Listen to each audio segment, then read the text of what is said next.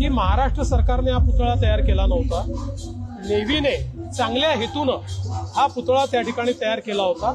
मात्र त्यांनी ज्यांना काम दिलं त्यांना कदाचित इतक्या सोसाट्याचे वारे त्या ठिकाणी असतात याचं योग्य आकलन करता आलं नाही। त्या हिशोबाने तसं डिझाईन कदाचित त्यांना करता आलं नाही, किंवा अशा ठिकाणी आपण ज्यावेळेस पुतळा लावतो तर त्यातलं जे लोखंड असतं ते समुद्राच्या वाऱ्याने लवकर गंजतं। या सगळ्या गोष्टीचं त्यांनी नीट आकलन केलं होतं की नाही हा आता प्रश्न आहे। या संदर्भात सगळी चौकशी चाललेली आहे। आमचा संकल्प आहे त्याच ठिकाणी छत्रपती शिवरायांचा एक अतिशय भव्य आणि अखंड उभा राहील अशा प्रकारचा पुतळा आम्हाला तयार करायचा आहे। आम्ही नेव्हीच्या मदतीने त्या ठिकाणी तसा पुतळा पुन्हा लावू।